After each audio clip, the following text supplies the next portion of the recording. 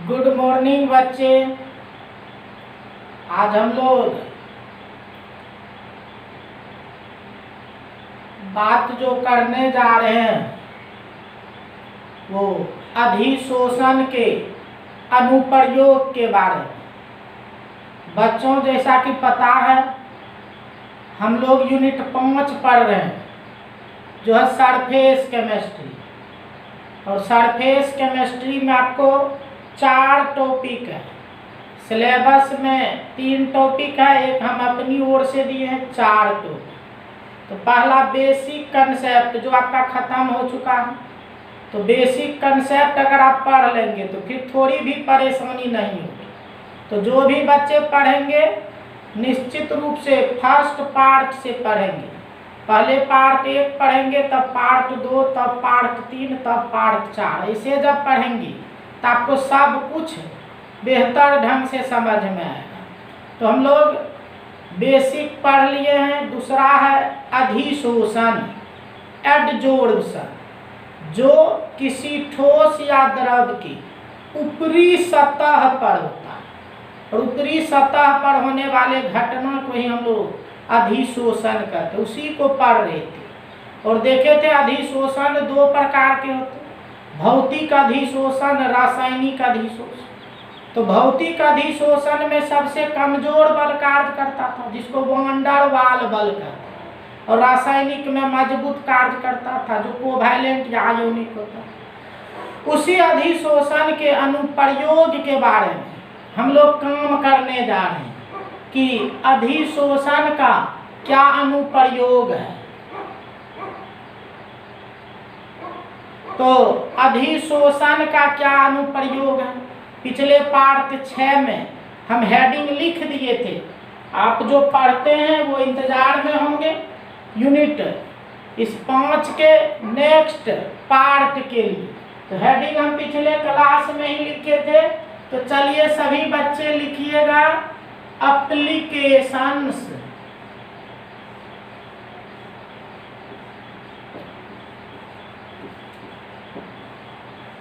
Applications of एडजोर्प्शन।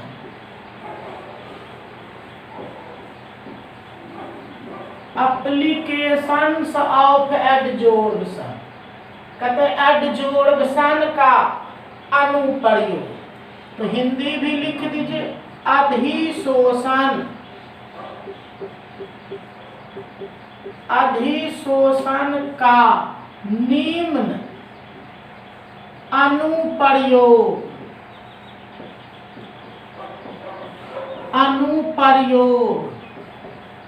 होता है। अधिशोषण का निम्न अनुप्रयोग होता है। इंग्लिश में भी लिखिए फॉलोइंग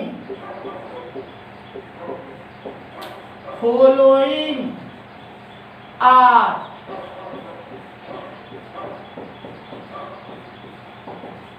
एप्लीकेशंस ऑफ एडजोर्प्शन।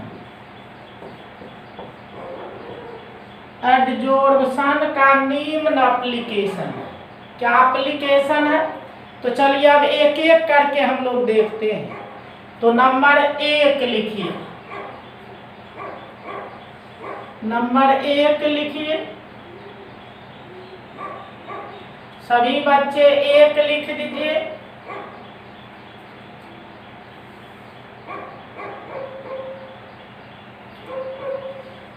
एक में लिखे निर्वात। निर्वात उत्पन्न करने, निर्वात उत्पन्न करने कहते इनक्रिएशन। इनक्रिएशन ऑफ वैक्यूम कहते निर्वात उत्पन्न करने, इनक्रिएशन ऑफ वैक्यूम। तो देखिए वैक्यूम जिसको आप कहते हैं निर्वात, निर्वात या वैक्यूम का अर्थ आप जानते हैं जहां हवा नहीं, हवा को पूर्णतः जब दूर कर देते हैं तो इसी क्रिया को कहते हैं हम लोग, उस अवस्था को कहते हैं निर्वात, इंग्लिश में कहते हैं वैक्यूम। हवा को पूर्णतः वहां से हटाना।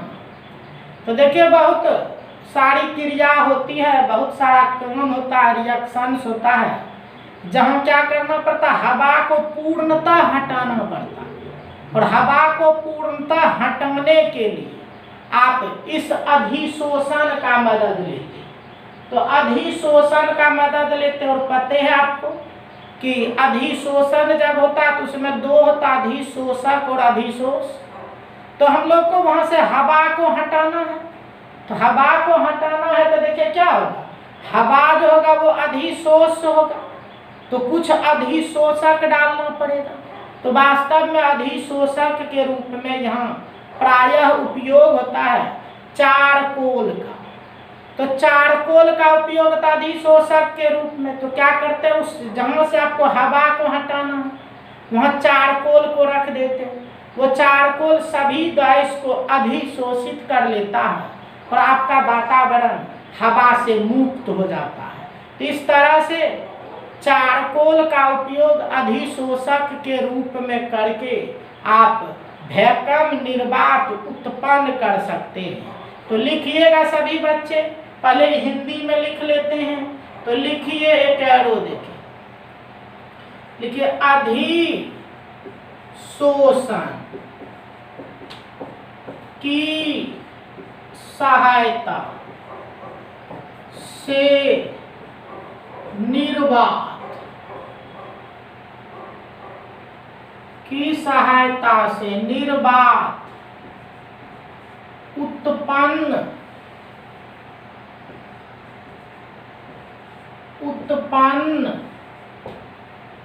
किया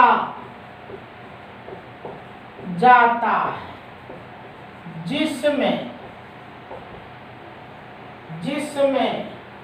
चारकोल पाउडर का उपयोग अधिशोषक के रूप में होता है, जो कि उपस्थित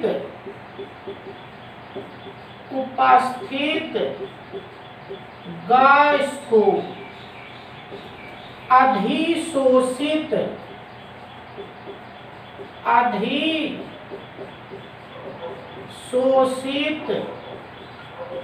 कर लेता है। फलस्वरूप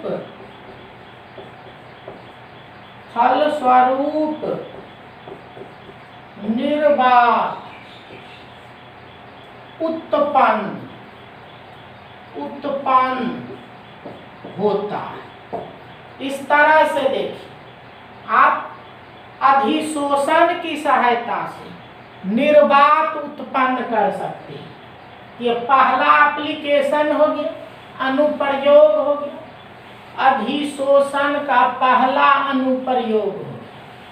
तो एक अनुप्रयोग देखें, चलिए इसको इंग्लिश में भी लिख सकते हैं, सभी बच्चे इंग्लिश वाले लिखिए, लिखिए एडजोर्प्शन। Adsorption is used in creation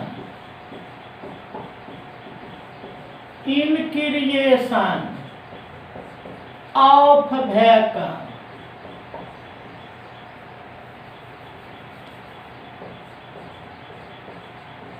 In creation of vacuum. Adsorption is used in creation of vacuum, in which charcoal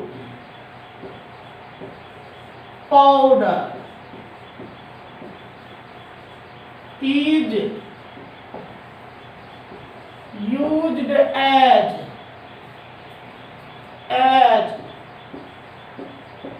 adsorbent which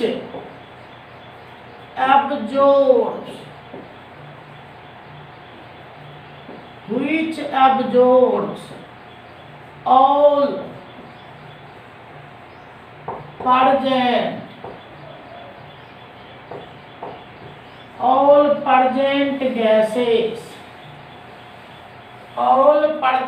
gases and hence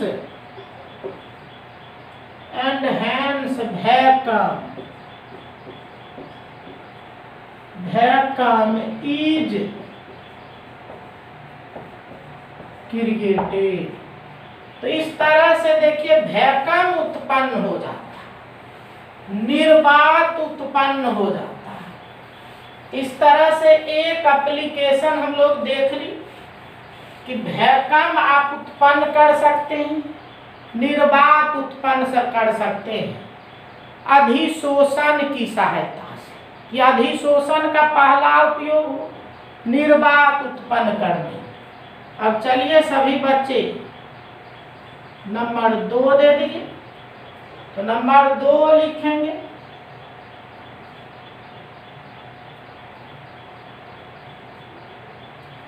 दो लिखिए। इन गैस मास्क,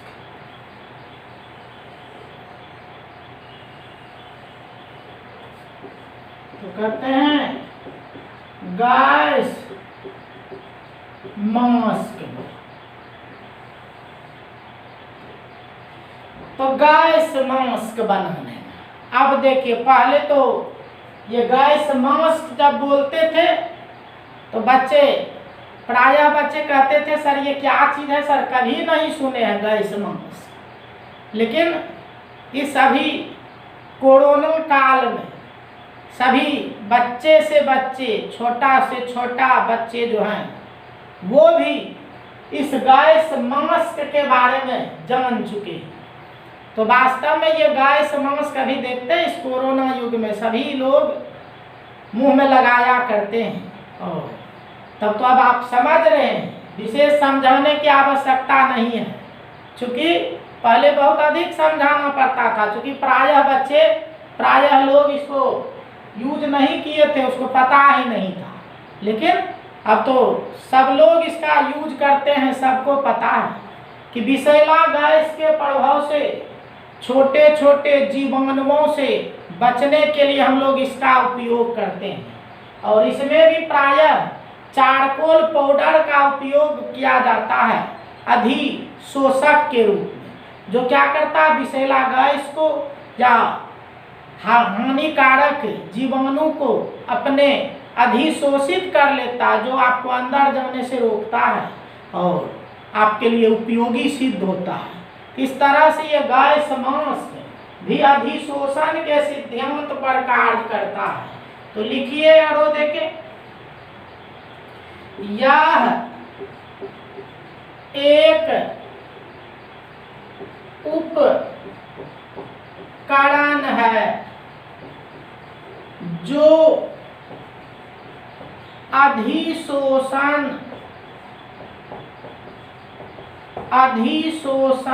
के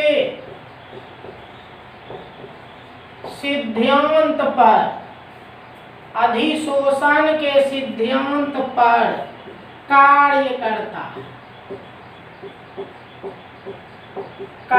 करता है। इसमें अधिशोषक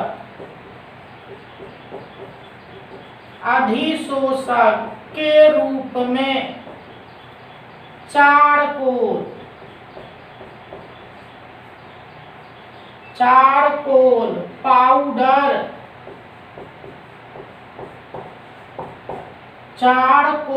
पाउडर का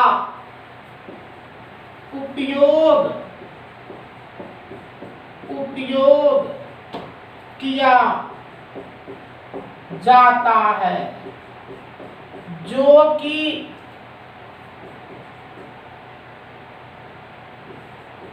कि विषैला गैस को और कारक सूक्ष्म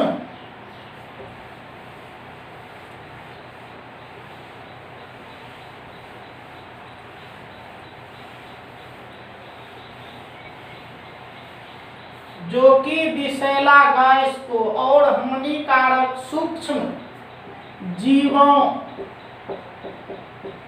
को अधिशोषित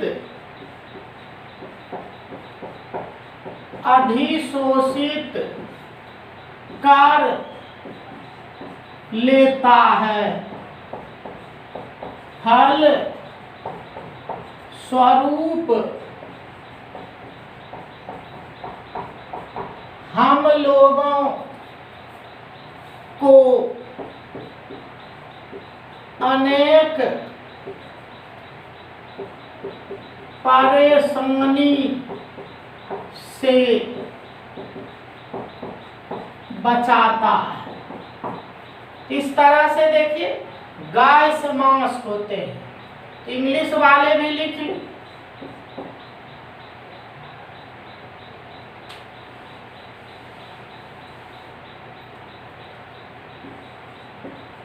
gas mask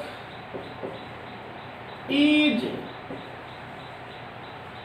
also works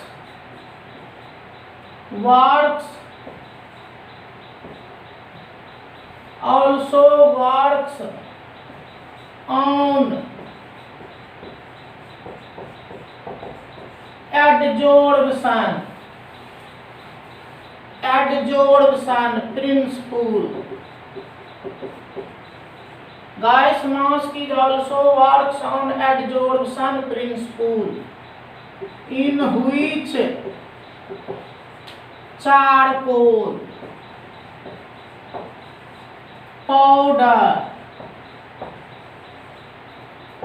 is used as adsorbate,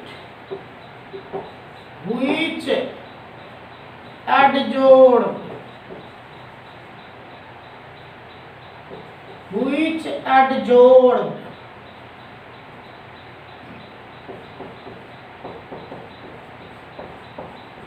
poisonous gas and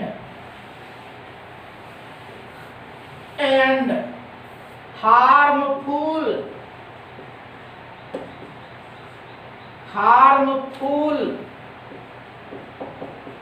microorganisms and protects us from many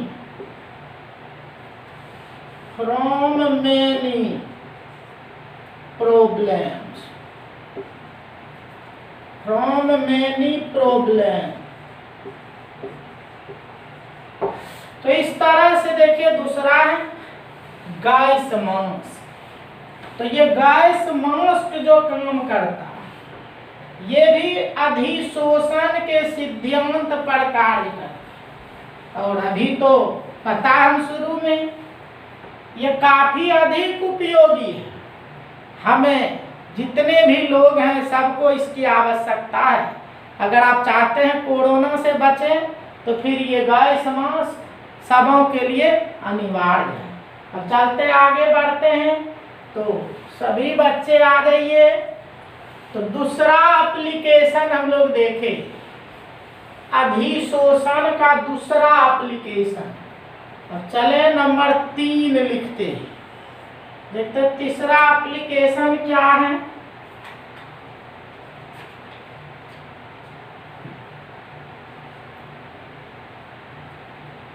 तो लिखिए आर्द्रता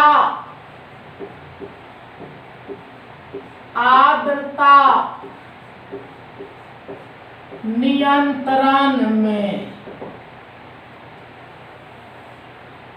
आर्द्रता नियंत्रण में इंग्लिश में भी लिख लीजिए इन कंट्रोल ऑफ ह्यूमिडिटी,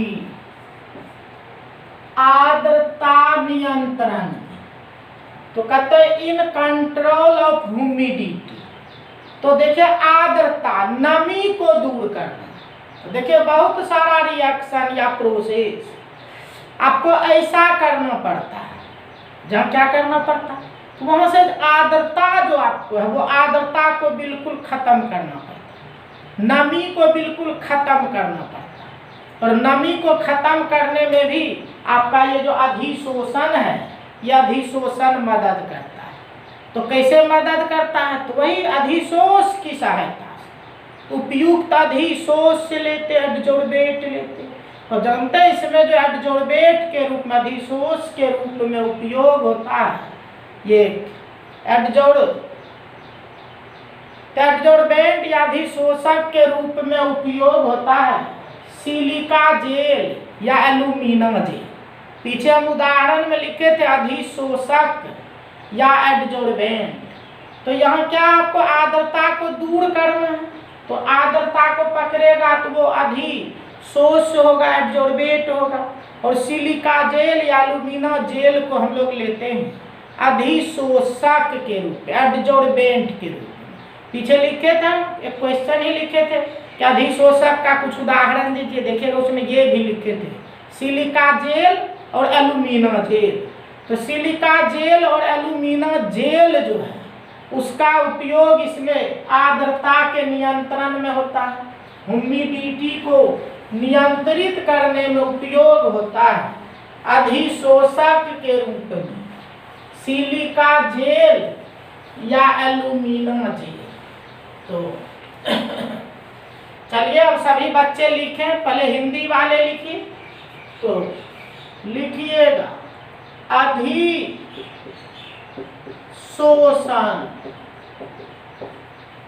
का उपयोग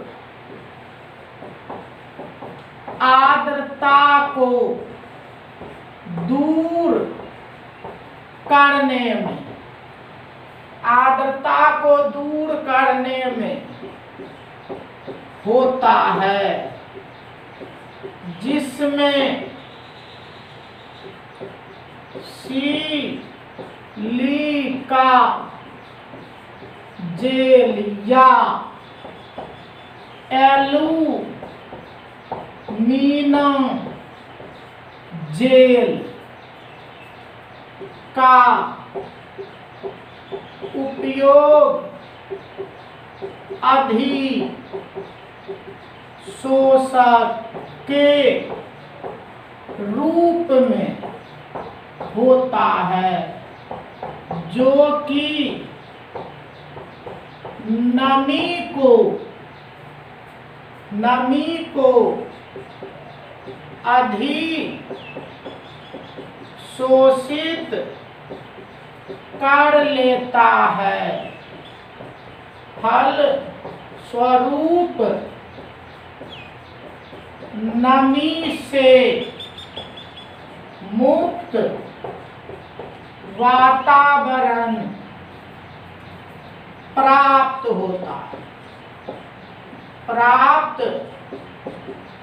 होता है। तो इस तरह से देखिए हम लोग नमी से मुक्त वातावरण यू प्राप्त कर सकते हैं अधिशोषण की सहायता से। इंग्लिश वाले में लिख लीजिए, देखिए this process is also used in control of humidity, in which silica gel और alumina gel is used as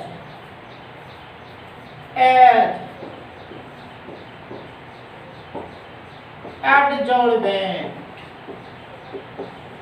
which adsorbed the humidity and hence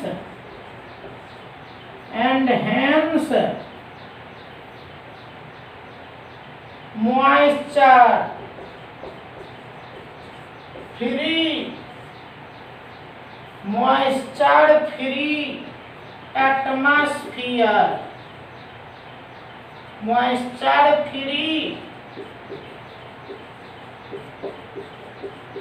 atmosphere is obtained। तो इस तरह से देखिए नमी से मुक्त वातावरण हम लोगों को मिल जाता है विद द हेल्प ऑफ एडजोर्प्शन।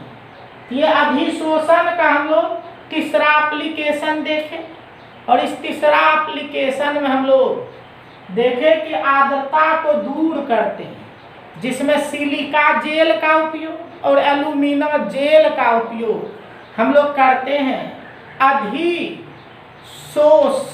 के रूप में, जो नमी को अधिशोषित कर लेता है, खींचकर अपने सतह पर बैठा लेता है, और इस तरह से नमी से मुक्त वातावरण आपको प्राप्त हो जाता है। तो ये था दूसरा एप्लीकेशन, क्या कहते हैं, तीसरा एप्लीकेशन। अब चलिए आगे बढ़ते हैं।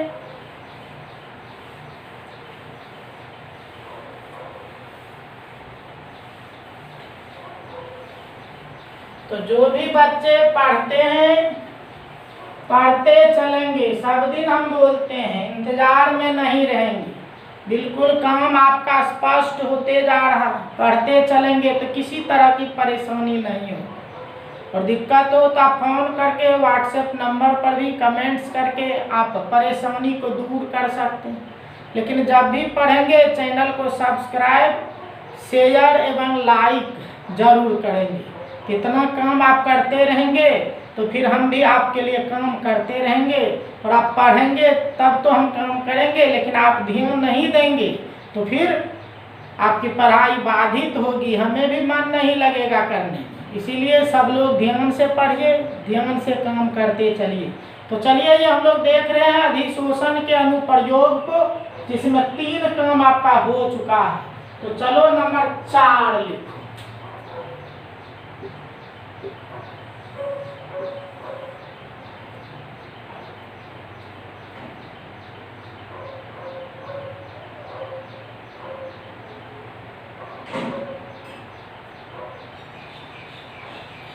चलिए नंबर 4 लिखिए। व्याधि या बीमारी के इलाज में, व्याधि या बीमारी के इलाज में। तो चलिए कहते हैं व्याधि या बीमारी के इलाज में। तो लिखिएगा इंग्लिश वाले, इन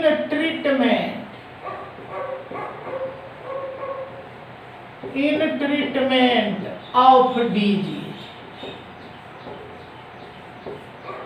तो व्याधि या बीमारी के इलाज में तो देखिए बहुत सारे मेडिसिन है, दवाई है जो अधिशोषण सिद्धांत पर कार्य करता है। तो बहुत मेडिसिन अधिशोषण के सिद्धांत पर कार्य करता है। जब इस तरह के दवाई को आप खाते हैं तो वो क्या करता है, बॉडी के अंतर्गत जिस जर्म्स के कारण आप बीमार पड़े हैं उस जर्म्स को ये क्या करता है, अधिशोषित कर लेता। तो वास्तव में बहुत दवाई इसी सिद्धांत पर, अधिशोषण के सिद्धांत पर कार्य करता है। और उस दवाई को जब आप लेते हैं तो वो क्या करता है, बीमारी उत्पन्न करने वाले जर्म्स को अपने सतह पर अधिशोषित कर लेता है, अपने सतह पर खींचकर उसको मार देता है और आपको बीमारी से ठीक करता है। तो लिखिएगा हिंदी वाले, देखिए अनेक दवाई अधिशोषण के सिद्धांत पर कार्य करता है, जो कि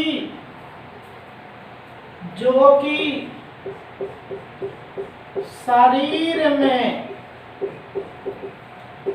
उपस्थित सूक्ष्म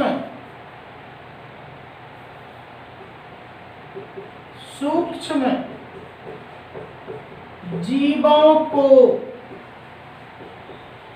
अधिशोषित करके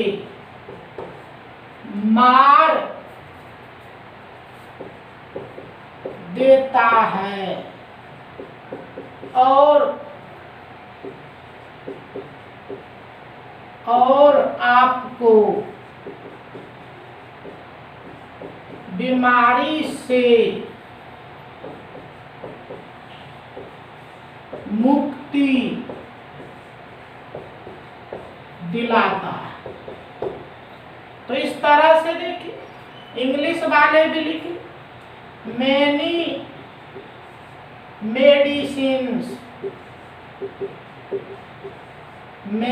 medicines work on the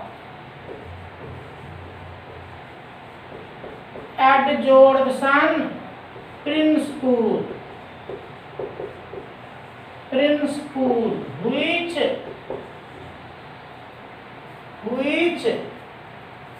adsorb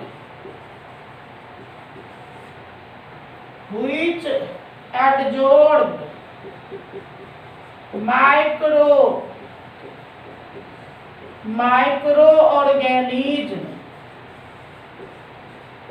present in our body and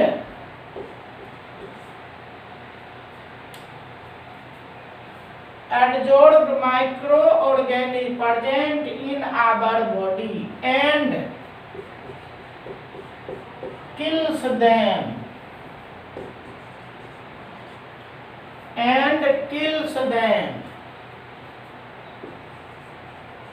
due to this disease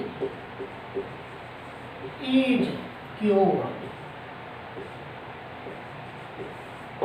इस कारण से बीमारी ठीक हो जाता है।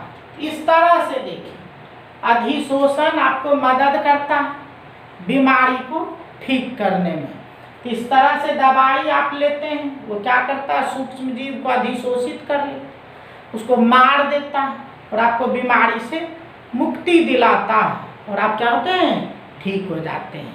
इस तरह से देखिए हम लोग तीसरा भी क्या कहते हैं, चौथा भी एप्लीकेशन देख लिए व्याधि को ठीक करने। तो बीमारी भी ठीक होता है, अनेक मेडिसिन आपके इसी सिद्धांत पर कार्य करता है। तो चलो नंबर 4 होगी। अब आगे बढ़ाते हैं, नंबर 5 लिखिएगा। अब आइए सभी बच्चे नंबर 5 पर देखिए क्या नेक्स्ट एप्लीकेशन है अधिशोषण का, क्या अगला अनुप्रयोग है।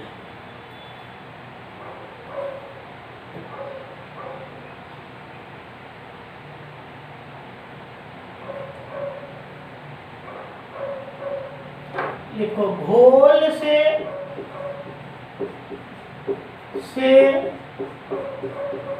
रंगीन पदार्थ को दूर करने। तो घोल से रंगीन पदार्थ को दूर करने में इंग्लिश में भी लिख लो in removal of colored particles from solution। तो देखिए, घोल से रंगीन कण को दूर करना। तो रंगीन कण कभी कभी आपको जरूरत होता है, घोल में यदि कोई रंगीन कण है उसको दूर करना। तो जानते हैं, उसको दूर करने में हम लोग उपयोग करते जंतव चारकोल, एनिमल चारकोल का उपयोग करके ये आप घोल से रंगीन कण को दूर कर सकते हैं। तो चलिए लिख डालिए, हिंदी वाले लिखिए पहले। तो लिखिए, कभी कभी कभी कभी घोल से रंगीन कण को दूर करना पड़ता है, जिसमें जंतव चारकोल का उपयोग, जिसमें जंतव चारकोल का उपयोग होता है। तो चलिए इंग्लिश वाले भी लिख ली। तो लिखिए, in removal of colored particles from any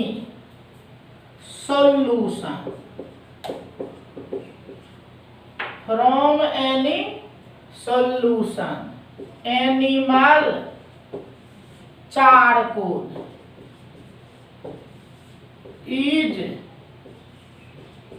used। तो इस तरह से देखिए आप, ये एप्लीकेशन हो गया आपका। नेक्स्ट एप्लीकेशन हो गया नंबर 5 की बात की हम लोग कि अगर घोल से रंगीन पदार्थ हटाना हो तो इस तरह से आपको ये मदद करता है, आपके ये काम करता है अधिशोषण। ये 5वां पॉइंट हो गया आपका। लिखिए सभी बच्चे।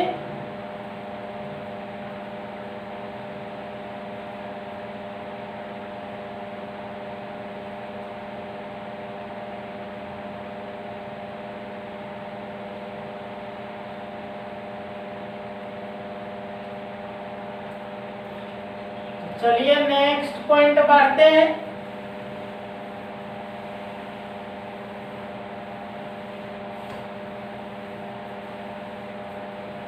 अगला लिखिएगा नंबर 6,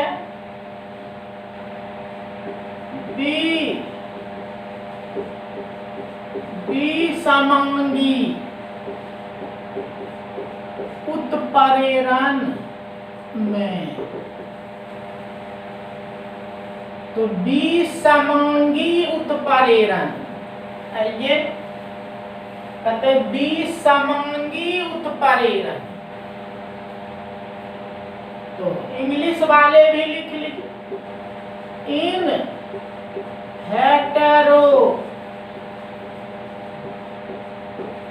हेटेरोजीनियस कैटालाइसिस। तो इन हेटेरोजीनियस कैटालाइसिस कहते समांगी उत्प्रेरण। तो जानिए, इसी चैप्टर में याद होगा अंतिम टॉपिक हम लोग को पढ़ना है कैटालिस्ट एंड कैटालाइसिस। और उस कैटालिस्ट एंड कैटालाइसिस को जब आप पढ़िएगा तो उसी में एक टॉपिक पढ़ना है आपको कि कैटालाइसिस जो था 2 तरह का, होमोजीनियस और हेटेरोजीनियस। तो जानो, हेटेरोजीनियस कैटालाइसिस समांगी उत्प्रेरण की जब क्रिया होती है तो उस अगले टॉपिक में हम लोग डिटेल से पढ़ेंगे। अभी इतनी बात जानी, इसमें भौतिक अधिशोषण, आपको बता अधिशोषण रासायनिक और भौतिक, तो भौतिक अधिशोषण का उपयोग होता है इसमें विसमांगी उत्प्रेरण की क्रिया में। तो चलिए लिख डालिए। तो भौतिक अधिशोषण का उपयोग विसमांगी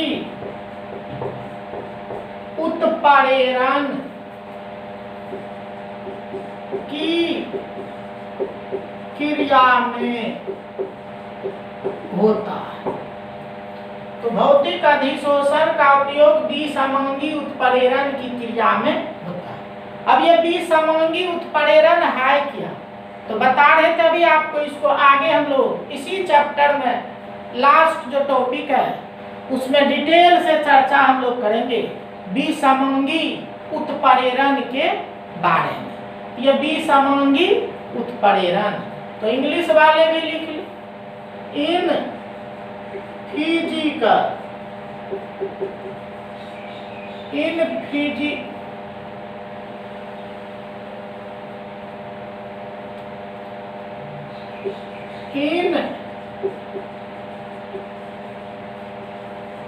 heterogeneous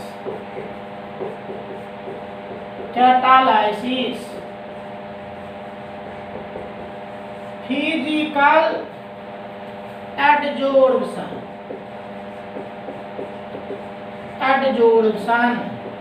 is used। तो फिजिकल एडजोर्प्शन यूज। आप प्रश्न कर सकते हैं सर केमिकल एडजोर्प्शन क्यों नहीं यूज होता, तो याद कीजिए केमिकल एडजोर्प्शन में हम लोग कहते कि दोनों जब मिलता है तो नए चीज बन जाता है, और नया चीज बन जाएगा तो फिर काम कैसे होगा। ये कैटालाइसिस जो आप जानते हैं कि उत्प्रेरक जो क्रिया में भाग नहीं लेता, और नहीं लेता केवल मदद कर देता है। तो ये भौतिक अधिशोषण में ही होता है। भौतिक अधिशोषण तो पता मदद कर देगा, फिर चाहेगा तो वो हट जाए क्योंकि उत्क्रमणीय होता है। लेकिन ये रासायनिक अनुत्क्रमणीय होता है, वो जब उत्प्रेरण करने जाएगा तो मिलेगा तो फिर अलग नहीं हो पाएगा। यही मेन कारण है कि रासायनिक अधिशोषण का उपयोग इसमें नहीं होता है, बल्कि भौतिक अधिशोषण का उपयोग होता है। इस तरह से आपके छठा पॉइंट भी क्लियर हो गया कि विसमांगी उत्प्रेरण हेटेरोजीनियस कैटालाइसिस में उपयोग होता है आपके अधिशोषण सिद्धांत का। तो चलिए आगे बढ़ते हैं हम लोग।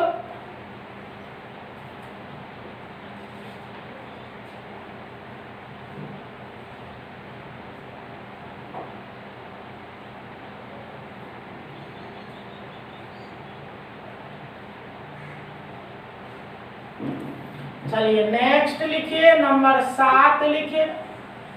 निष्क्रिय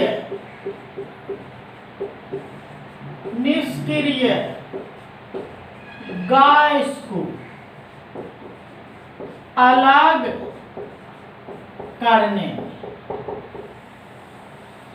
निष्क्रिय गैस को अलग करने। आइए निष्क्रिय गैस को अलग करते हैं। तो निष्क्रिय गैस को अलग करने, तो देखिए ये कैसे अलग करते हैं। तो जानिए ये निष्क्रिय गैस जो है आप जानते होंगे मेन हीलियम, नियन, आर्गन, क्रिप्टन, जेनन, रेडन, ये निष्क्रिय गैस होता है। और ये गैस में बहुत कम मात्रा में, आप जानते हैं गैस जो होता है अनेक गैस का मिश्रण होता है, उसी में थोड़ी मात्रा में निष्क्रिय गैस भी पाए जाते हैं। तो किसी भी गैस से अगर आपको निष्क्रिय गैस को अलग करना है तो उसमें भी ये मदद करता है, और इसमें अधिशोषक के रूप में नारियल चारकोल का उपयोग होता है। और नारियल चारकोल क्या करता है, निष्क्रिय गैस को अधिशोषित करके उसको बाहर निकाल लेता है। इस तरह से आप गैस के मिश्रण से निष्क्रिय गैस को अलग कर सकते हैं with the help of coconut charcoal, नारियल चारकोल। तो चलिए बच्चे लिख लेते हैं, हिंदी वाले पहले लिखिए, तो पहले इसको इंग्लिश में लिख दीजिए। In separation, in separation of inert gases, in separation of inert gases. तो लिखिएगा, एक एरो देके लिखेंगे सभी बच्चे। लिखिए विभिन्न विभिन्न गैस के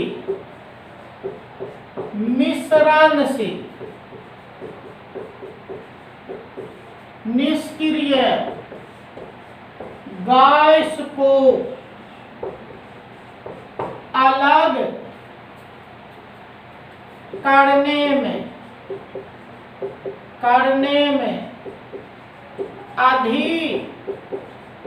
अधिशोषण का उपयोग होता है, जिसमें अधिशोषक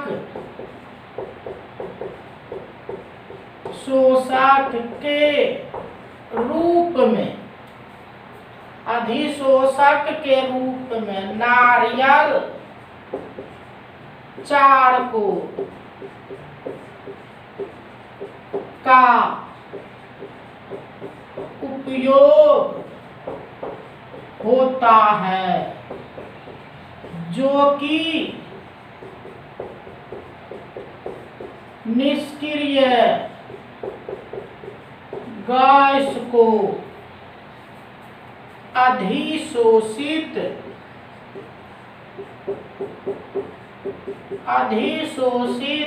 कर लेता है। इस प्रकार गैस के मिश्रण से निष्क्रिय गैस अलग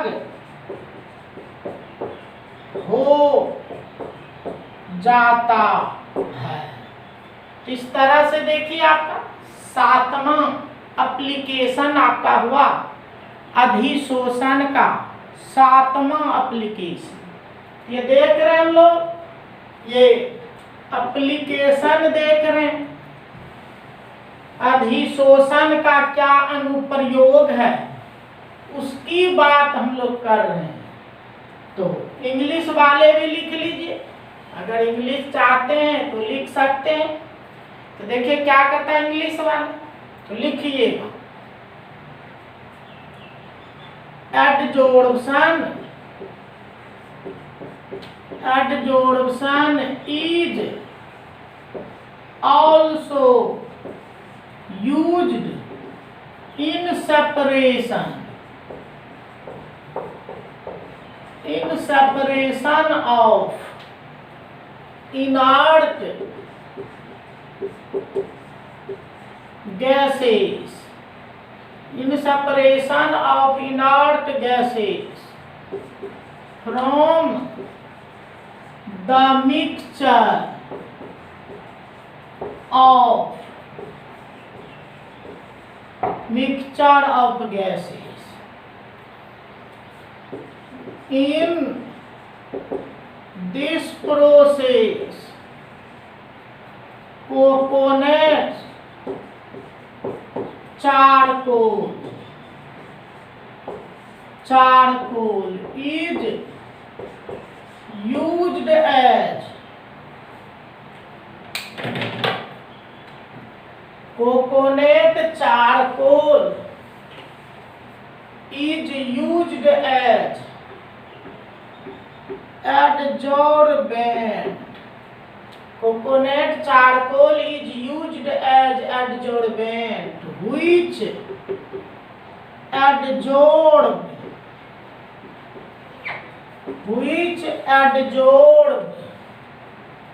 the inert gases and hence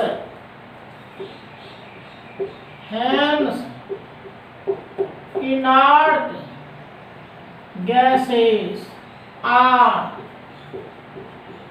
removed from the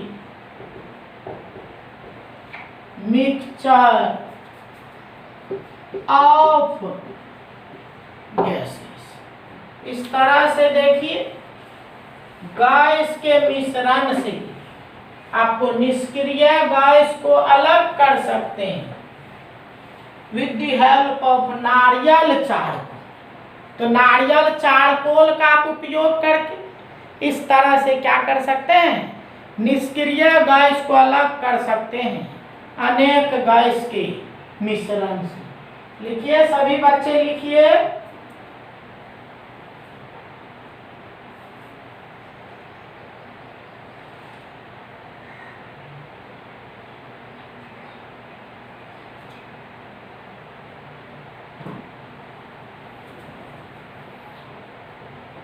चलिए नेक्स्ट लिखेंगे और अंतिम लिखेंगे।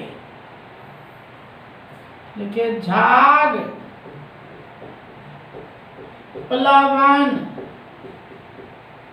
विधि में, झाग प्लवन विधि में इन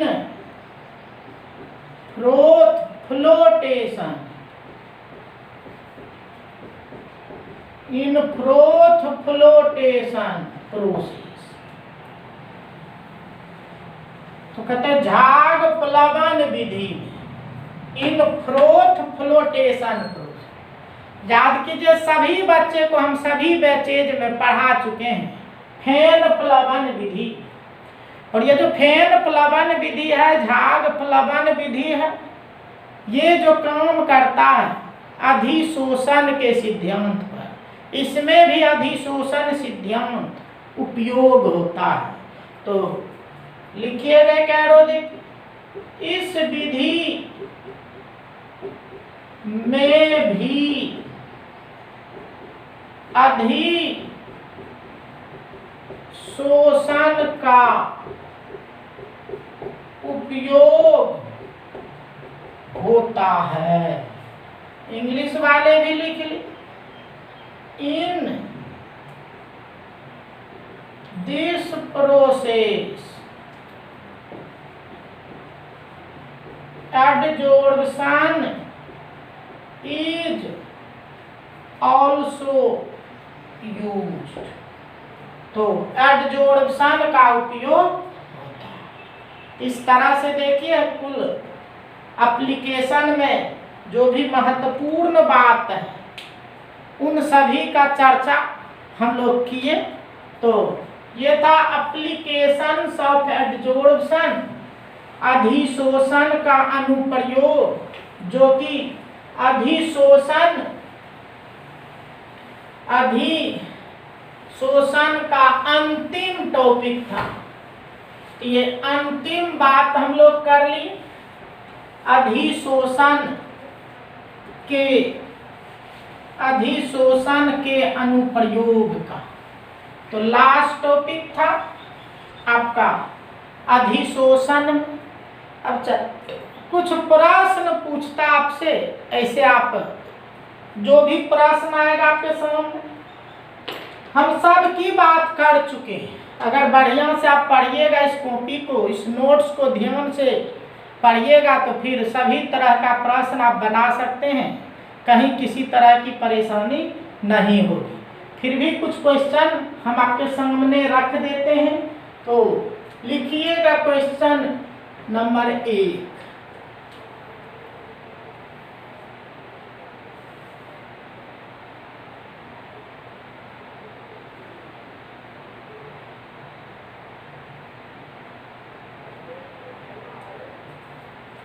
लिखिए भौतिक अधिशोषण, अधिशोषण में अधिशोषक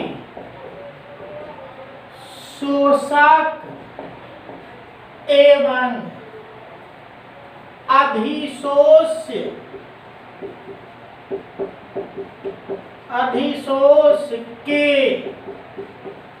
बीच कौन बल कार्य करता है?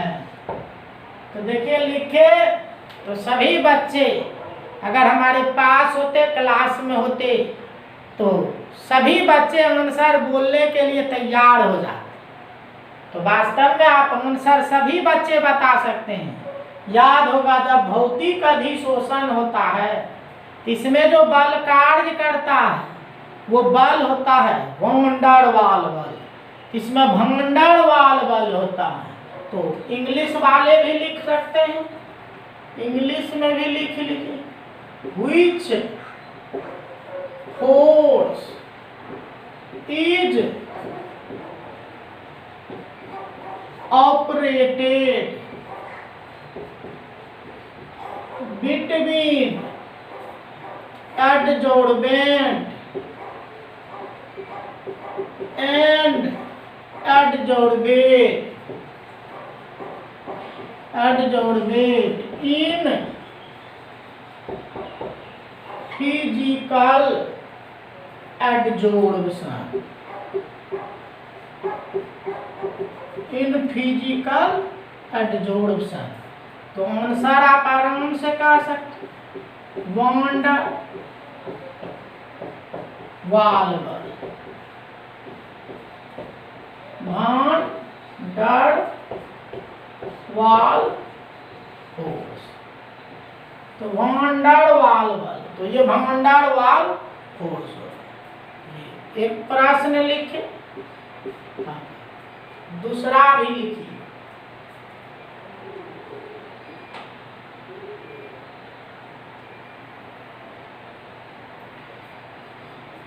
लिखो कौन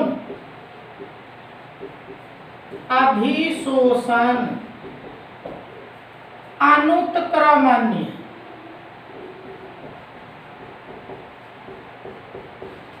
कौन अधिशोषण अनुत्क्रमणीय प्रकृति के होते हैं? यानी कौन अधिशोषण जो अनुत्क्रमणीय होते हैं? याद करो, भौतिक अधिशोषण में कमजोर बल था, आराम से वो हट जाता था, मिल जाता था, हट जाता था, मिल जाता था, उत्क्रमणीय हुआ था। लेकिन रासायनिक में मजबूत बल था, इसीलिए अनुत्क्रमणीय हुआ था। तो इंग्लिश वाले भी लिख ली, which adsorption is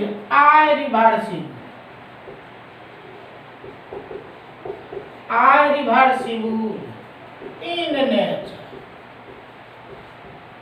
तो कौन एडजोर्प्शन irreversible होते हैं? तो आंसर तो आपको मिल रहा है, सभी बच्चे को आंसर मिल रहा है। ये irreversible होता है केमिकल एडजोर्प्शन।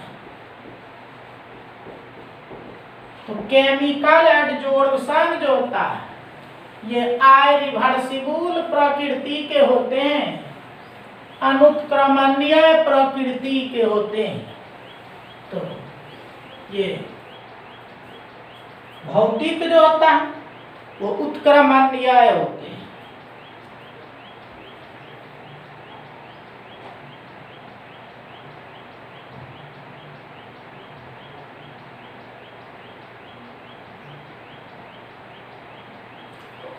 नेक्स्ट क्वेश्चन लिखिए, किस अधिशोषण के लिए अधिशोषण अधिशोषण एंथैल्पी अधिशोषण एंथैल्पी का मान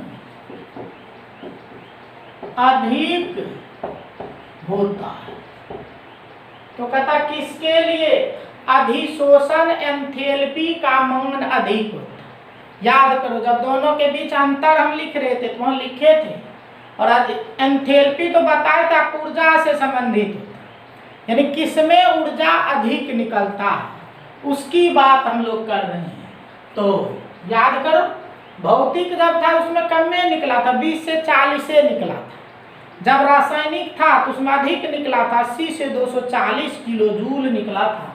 तो लिखिएगा इंग्लिश वाला, for which adsorption, for which adsorption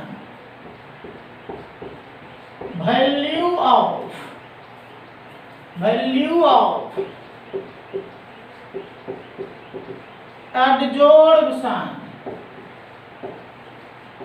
enthalpy is more।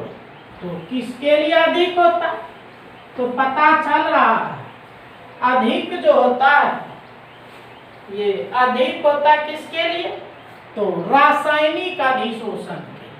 तो अनुसार लिख लो, रासायनिक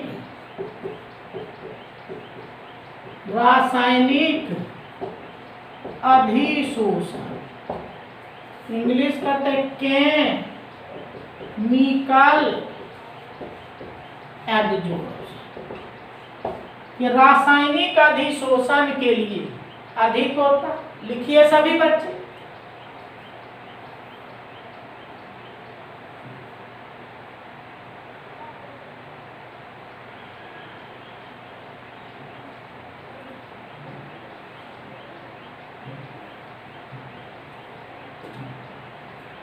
अगला क्वेश्चन लिखिए,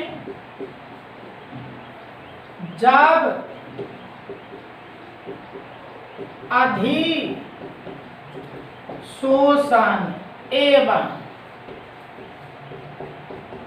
अवशोषण की क्रिया साथ साथ हो तो इसे कहते हैं,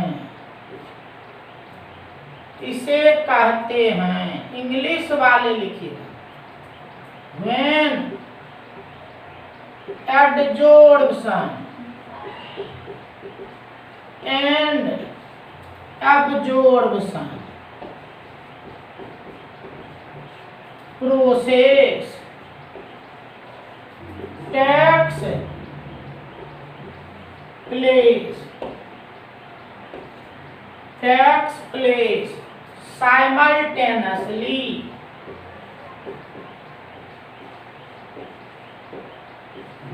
takes place simultaneously, then process is known as। तो देखिएगा पीछे जब हम टर्म्स बता रहे थे आपको 4 टर्म्स बताए थे, और वो 4 टर्म्स में था आपका शोषण, डिजोर्प्शन, अक्लूजन, हीट ऑफ एडजोर्प्शन। उसी में देखिएगा शोषण जब लिखे थे तो उसी में ये चीज लिखे थे। तो वास्तव में आंसर जो आपका होगा ये होगा शोषण, जिसको कहते हैं जोर्प्शन। कॉपी को पढ़िए ध्यान से, तो सभी प्रश्न का आप आंसर कर सकते हैं। तो चलिए लिखेंगे, बढ़ते जाइए।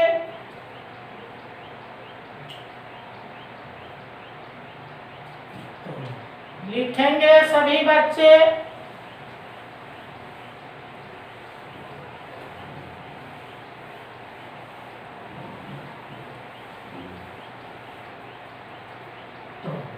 नेक्स्ट लिखेंगे। ऐसे सभी प्रश्न आप बना सकते हैं, किसी में कोई दिक्कत नहीं होगा। लिखिए गैस मास किस सिद्धांत पर कार्य करता है?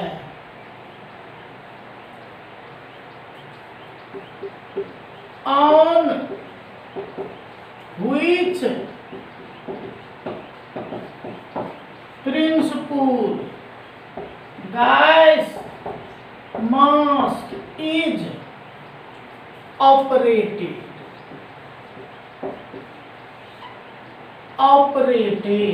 तो आंसर तो अभी तुरंत बताए, अधिशोषण। तो अधिशोषण इंग्लिश भी जानते हैं, एडजोर्प्शन। इस तरह से देखिए आप अनेक प्रश्न बना सकते हैं, कहीं कोई परेशानी नहीं है, सबको खूब बढ़िया से बना सकते हैं। तो लास्ट क्वेश्चन लिखिए, अधिशोषण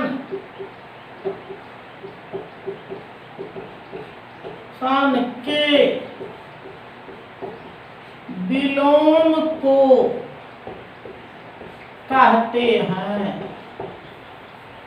अधिशोषण के विलोम को कहते हैं, इंग्लिश में लिखे रिवर्स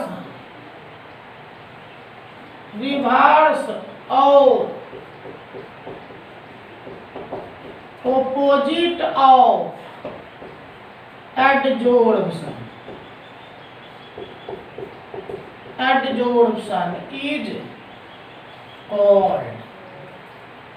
तो रिवर्स और ऑपोजिट ऑफ एडजोर्प्शन इज कॉल्ड। तो देखिए अधिशोषण में क्या हो, ये अधिशोषक था, ये अधिशोष था, आके मिलता था और मिलता था तो उसका अलग हो, इसका उल्टा क्या होगा, एक दूसरे से अलग हो। और याद कीजिए जब अलग हुआ था तो कहते डिजोर्प्शन, जिसको विशोषण कहते। तो अधिशोषण का उल्टा क्या होगा, विलोम क्या होगा, तो विशोषण होगा। तो आंसर लिख लो